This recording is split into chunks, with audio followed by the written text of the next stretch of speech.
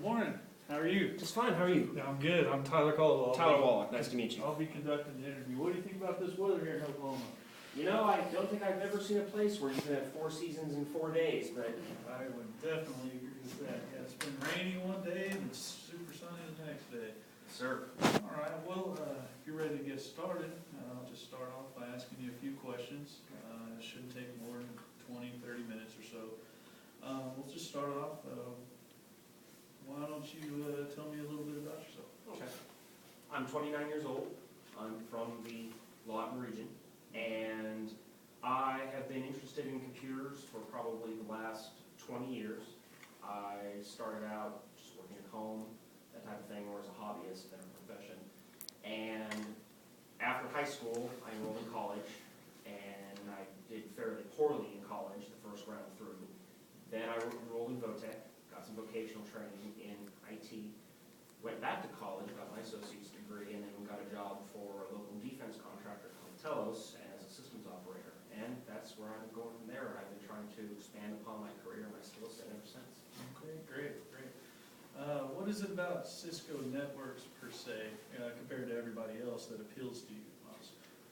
Well, Mr. Caldwell, as you know, Cisco is a leader in IT networking. Everybody knows that. It's documented research, and I want to be a part of that. I want to be a part of the guys that are moving this forward.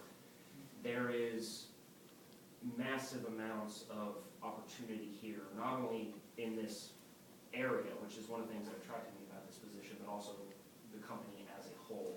And I feel that it would be very beneficial to my career to get a job here. Okay, awesome. What kind of experience have you obtained in this field? I started out, as I said, working for a defense contractor, Telos. I was actually a systems operator first. I did that for several years. And basically what I did there was I was the second shift leader at a lab on Fort Sill, Oklahoma. And I was in charge of media production, any of the software systems that we made. I had to get the media ready to be shipped out to soldiers. I had to do network backups, which was really my first experience with enterprise networking environments.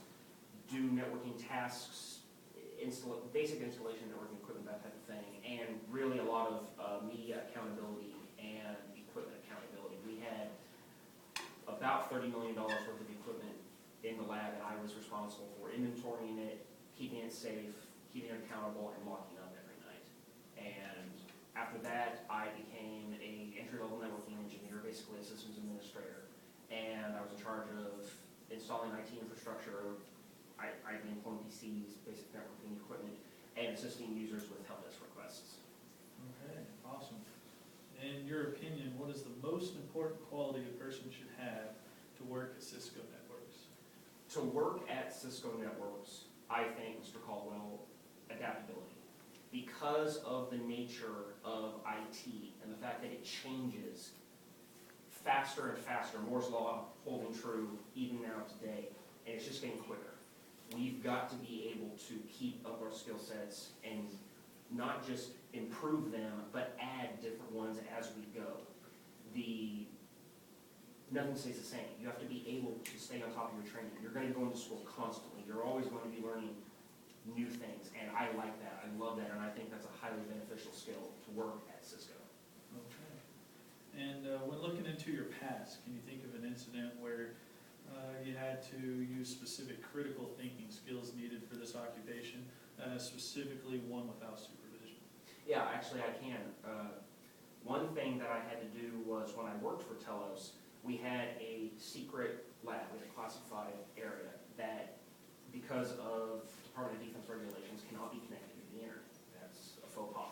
So it's obviously impossible for the equipment and the software in there to get any kind of necessary security updates through the normal means. So what we had to do was come up with a way to get program, equipment, and operating system updates moved from the internet to this lab without ever connecting them. So what we did, it was me and a team of 2 other people working without any direct supervision. What we had to do was we wrote a series of command line scripts that what they did was they went through and they took an entire inventory of the program catalogs and the hardware specs for these machines, took that, ran it against a baseline of the stuff we had on the unclassified side, downloaded the updates as needed, put them on a piece of media, something like a DVD, and then moved them over did the installations. We probably did that once a week, once a month, depending on the particular rotation. Okay, and I know you mentioned you were working with a team without supervision, but have you ever worked alone without direct supervision? If so, how was the experience, and did you feel comfortable in that? Could you give an example? Yes, Mr. Caldwell, I have. I was part of the team that did our Windows 7 migration. We took our entire project, which is about 450 machines, from Windows Vista to Windows 7. This was an Army mandated upgrade. And we were broken into our individual, we had individual sections that we were in charge of upgrading. I had about 80 to 100 PCs that I had to do. And I had to go to each machine, back up the user data, then do the upgrade, and then restore not only their personal profile data, their specific settings on that machine, but all of the program data that was on there. And it was a very interesting experience for me because not only did I have to do a lot of individual troubleshooting, because some of these software packages are fairly obscure, to say the least, especially some of like the programming suites, but I had to really get in there and deal with the users one-on-one because some of them weren't very comfortable with the upgrade. They didn't feel good going from something they've been using for several years to being forced to use something entirely new. And it was very good for me to have to get in there, learn about them, help them, and do it all in a fairly expedient manner because I couldn't spend too long on one machine because I had so many to do and we did have a deadline. Okay. In your last job experience, what did you find most rewarding about it? Honestly, the framework to work on my own. I was able to figure out a lot of problems on my own. I didn't have a large amount of direct supervision. Our boss was very hands-off. He felt that as a person, you should be able to go out and solve your own problems. That's a quality in a professional environment that I value highly. I understand that not all organizations are like that, and I'm perfectly capable of integrating into a normal team-based framework, but it was fantastic to be able to go out there and expand my skill set on my own, learn things on my own, and solve problems on my own. I like that a lot. Okay. All right, we'll get a little personal. In your opinion, what are your best and worst personality traits? My best personality trait, I would have to say, going back to what I said earlier, is my adaptability. I'm very good at overcoming situations as they come my way. I have good ability to take the situation at hand, compartmentalize it, figure out what needs to be done, get that done, sometimes multiple things at once, and then move on. Life isn't always fun, I know that, you know that, Mr. Caldwell. So you've got to get in, get it done, and then move on, and you've got to be able to change things as needed.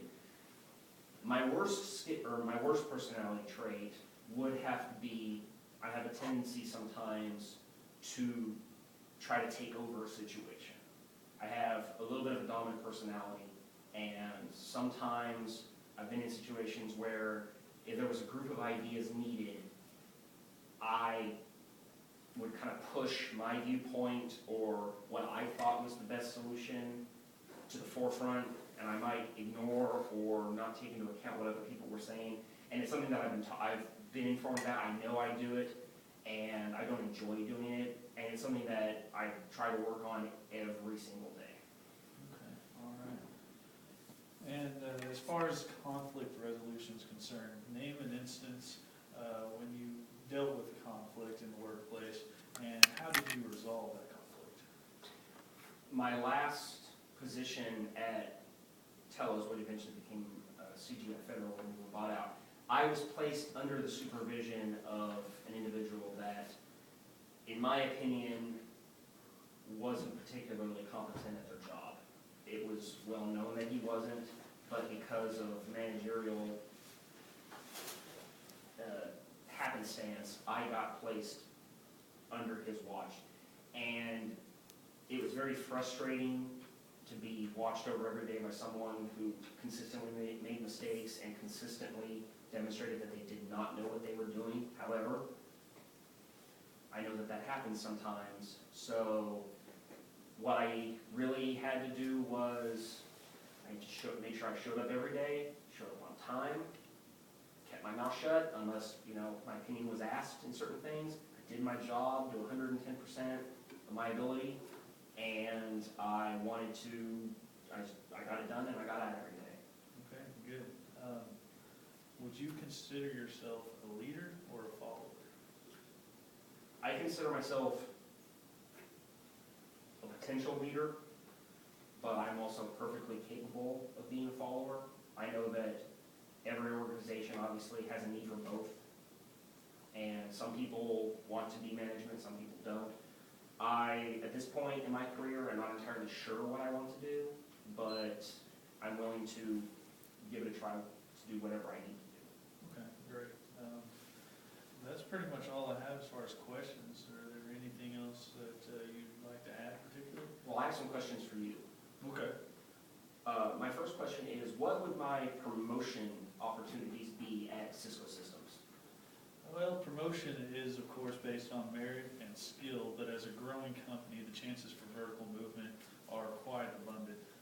We actively encourage our associates to pursue new training and enhance their skill sets. Excellent. And my last question, could you describe what your corporate culture is like, what my kind of day-to-day, what it's like in your offices? Okay, sure. At Cisco, we believe in a professional and motivated yet satisfying work environment. All associates are encouraged to establish themselves as individuals as well as team players, and we actively encourage out-of-the-box approaches to problem solving. Excellent. That's the last of my questions, sir. Mr. Caldwell, I just want you to know that I'm really excited for this opportunity. I want to be able to show you guys that I have what it takes to be a network engineer at Cisco Systems. I think I have the skills you need, and I really, really want the opportunity to get in there and get some really, really awesome things done. Okay, great. Anything else? That's it. All right, well, that's it.